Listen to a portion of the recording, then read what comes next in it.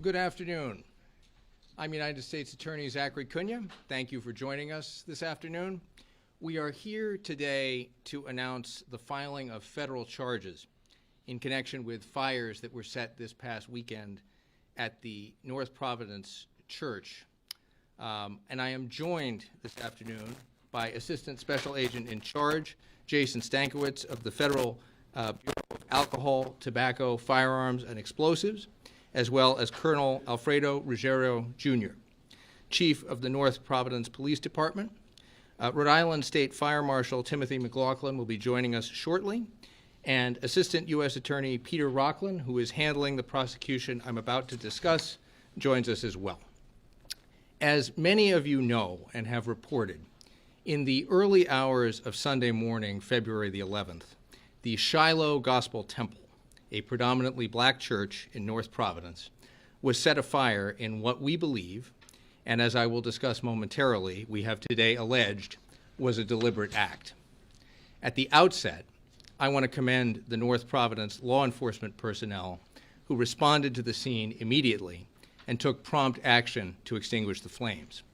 Had they not acted as swiftly and surely as they did, there is every indication that the damage to this house of worship would have been catastrophic. As the result of some truly exceptional police work, which included the personal observations of a North Providence police officer who, while responding to an unrelated call, observed an individual walking with a gas can, officers were able to identify a local gas station where the fuel used to kindle this blaze was purchased. By means of a review of video surveillance, financial records, and other investigative means, federal, state, and local law enforcement were able to identify a suspect who was observed purchasing gasoline and a Bic lighter at the gas station approximately 12 minutes before the first reports of a fire at the Shiloh Temple. This morning, the Federal Bureau of Alcohol, Tobacco, Firearms, and Explosives, in close collaboration with the North Providence Police Department, executed federal search and arrest warrants for the person and residence of Kevin Colantonio, age 35, of North Providence, Rhode Island. Mr. Colantonio was taken into custody and has been charged by way of a federal criminal complaint with maliciously damaging or destroying by means of fire or explosion any building or other real property in violation of Title 18 of the United States Code, Section 844. A number of items of evidence were recovered during the court-authorized search, including notebooks and writings that, as the government alleged and referenced in the course of court proceedings today, included phrases like, quote, burn churches down to the ground, quote, hunt them down, gun everyone down who isn't white, and other phrases expressing animus towards racial and religious groups. This afternoon, the defendant was brought before the district court for an initial appearance before a United States magistrate judge. The government requested that he be detained, and the court has granted that request. I want to emphasize three things.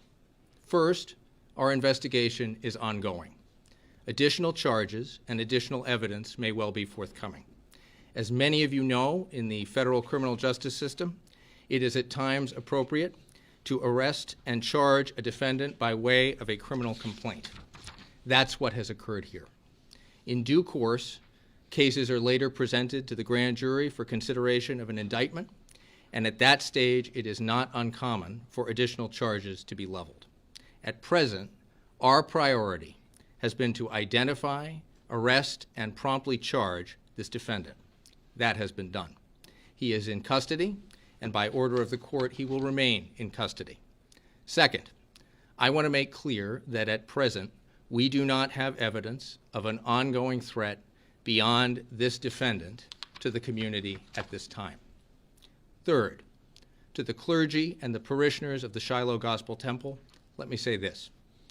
I cannot imagine how you must feel at this profound violation of what is and is meant to be a place of refuge and a place of worship. To have its sacred precincts violated by fire and hatred mere hours before your congregation and your community was to have gathered for Sunday worship is an intolerable violation.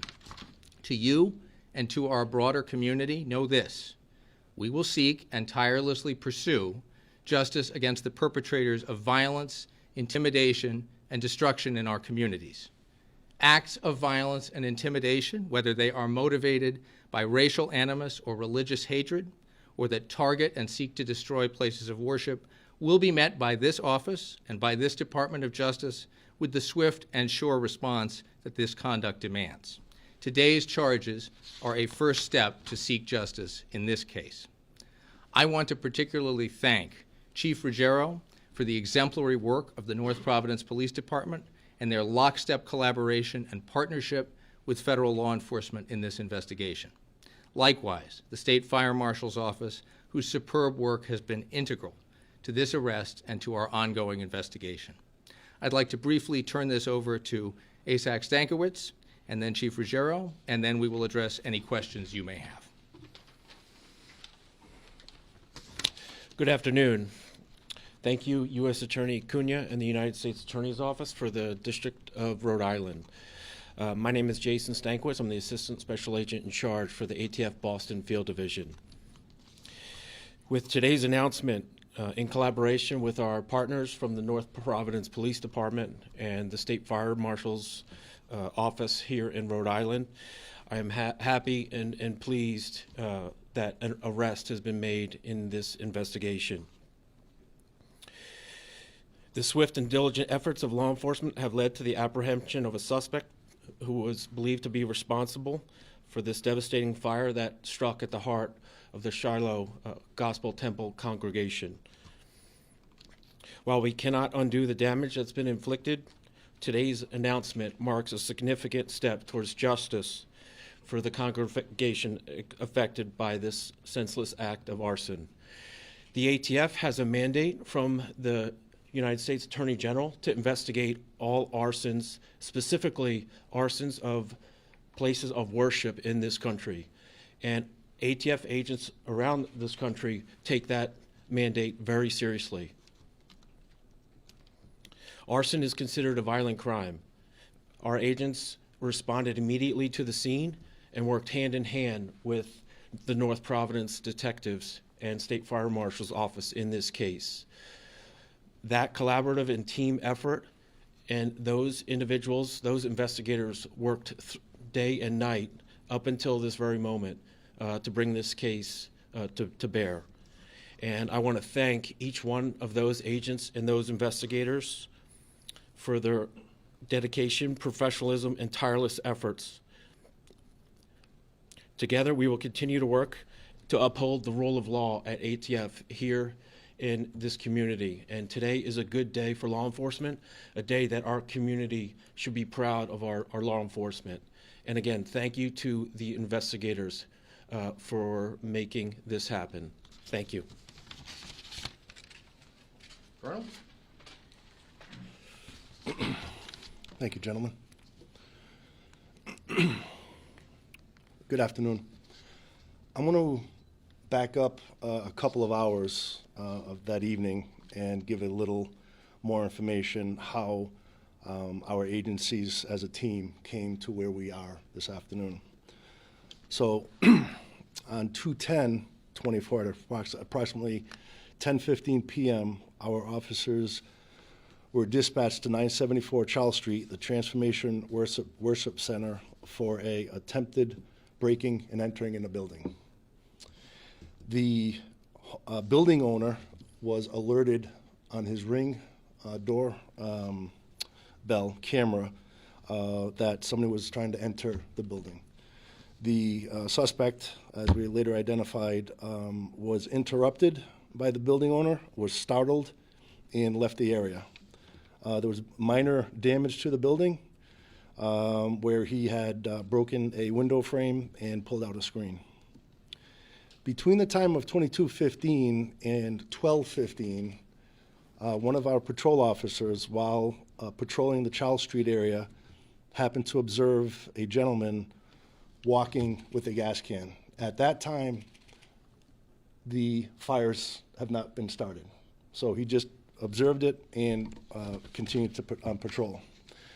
At 12:12 a.m., officers were once again called to respond to the Shiloh Gospel Temple for the report of a suspicious person trying to set the building on fire. Upon arrival, officers observed active flames around the building. Officers observed that there were two doors that had flames coming out from the bottom of the door frame and a window that appeared to be broken and had flames on the inside of the window climbing up the curtains. The fire department was called. The fire was extinguished very quickly, and the investigation was underway. During that time, the officer who had 2.5 hours or so earlier had observed that gentleman walking with the gas can on a hunch, responded over to the Cumberland Farms at the intersection of Charles Street and Middle Spring Avenue to ascertain and check a video to see if that gas was actually purchased at the Cumberland Farms. He was successful in obtaining a still photo of the gentleman, later identified as Mr. Colantonio, purchasing the gas. Unfortunately, at the time, there was no manager on duty and could not download the film, so we were asked to come back earlier the next morning. Earlier the next morning, the ATF was on scene, the Rhode Island Fire Marshals were on scene, our detectives were on scene, went back to the Cumberland Farms and obtained the video. As the video was being downloaded, one of the attendants, employees, had mentioned that she had served Mr. Colantonio a coffee the Wednesday prior, and she recalled him using a credit card. So to our delight, we obtained a search warrant and sequestered, got the information off of his credit card, and that's how we obtained who he was. On Saturday and on Sunday and Monday, we continued along with the marshals and detectives and the ATF gentlemen to canvass the area and getting different information from the ring cameras around the buildings, which were also helpful. This morning, about 6:15 a.m., the warrant was effected without incident, and Mr. Colantonio was arrested and brought to our agency. As the U.S. Attorney mentioned, great job, team effort for all agencies involved. And I'd just like to reiterate what the Attorney General, the U.S. Attorney had mentioned. The congregation is reopening tomorrow night at 7 p.m. We strongly feel that their services will be safe, and we'd like to also reassure the public in the surrounding area that they're going to be safe as well. Thank you. Thank you, Chief. Any questions? Yeah, given what you read from the notebook and what the prosecutor read in court, you mentioned there could be more charges. What's the potential for a hate crime here? Well, as I said, it's an ongoing investigation. Our goal was to get this defendant in custody. That information came across, became available to us as a result of this morning's search, and I would not be surprised to see additional charges forthcoming. We will bring the charges that the facts of the law support. Are you looking at any other jurisdictions where he may be connected with other crimes? We're looking at all of this defendant's conduct. As I say, it's an ongoing investigation, and if we find evidence of crimes in other jurisdictions, we will pursue that. Just a question for the chief. Chief, have you had any other encounters with Mr. Colantonio? Our last encounter was in 2007, as far as interaction containing any type of criminal activity, which was a domestic violence act. From there, we have not. Any indication on what led to, what happened over the weekend? What set him off? Has he had any other encounters with this church? I'm not going to get into that. Again, as the U.S. Attorney had mentioned, it's still an ongoing investigation, so I'm not going to get into that. Thank you. Do we know if he's associated with any groups? As the Chief has said, we're not going to get into the ongoing investigation. We will pursue any additional affiliations that he may have that we uncover. Any other questions? Thank you very much.